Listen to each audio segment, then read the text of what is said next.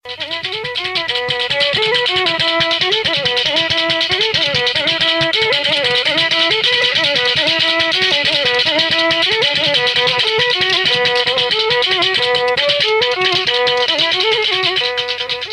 Aisha hande bo min jabbi mon. Yawa mi jammi modi. Bismillah. Timan talel mo. Yalla ta boyel mon Aisha. Yawa gorko tum o awa gawri mako. De gawri bendi o yahi heba o soda pat o tata gawri. Tum bannin se o awi hikka ka o vi kanko bo sonato o laari ko warata ittinamo gawri mako to bendi do. O awi gawri ka ha gawri ka mawni jotta ka se o vi jotta ka onon ka se hunde way fuddi warugo. Se hunde way fuddi warugo.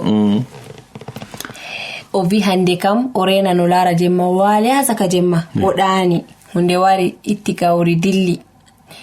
O vi no watta jango ka o ta'i juude mako dun nawa iyam do rufa o jodi heba o lara ko warta yama jemma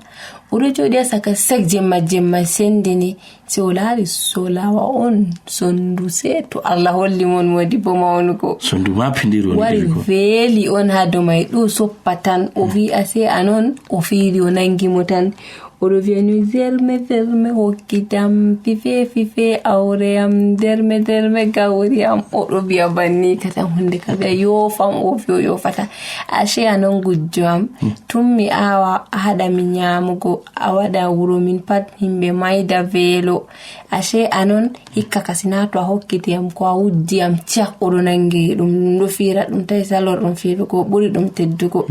dum tuti je dum hosika dum wi mo niyo asawere doro wartiniran mo je wuddi mo pat o vi mo to wartinay mo vi Allah fo wartiniran mo o vi to o yofi mo fiiri o dilli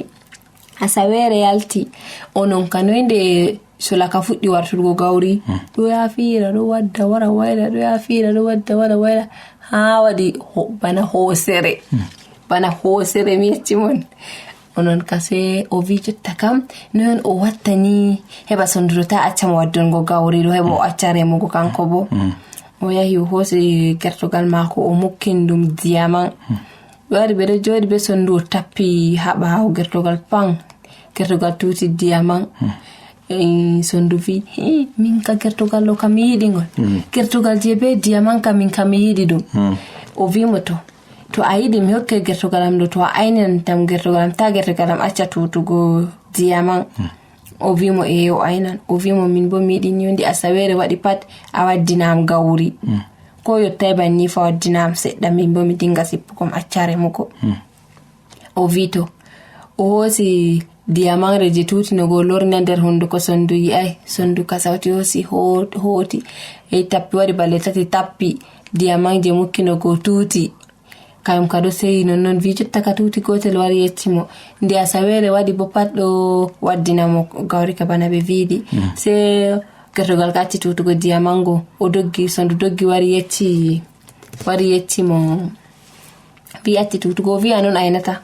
ngama aynen min ka jotta kanda a wadi nyam gertogalam je tuti nanno am diamant mi hebano mi nyamirama nda ko ay wadi a wara be jotta kano aydi vi go vi kai bana mi vi ma nda sawere wadi pan mi waddinte gawri do mi waddinte gawri ma gertogal ma bo mi yan mi habdan watta patto ta diamant gorko ka riski tan diganden remata himbe wuro mo atti maydu go velo kayum ma warti manaja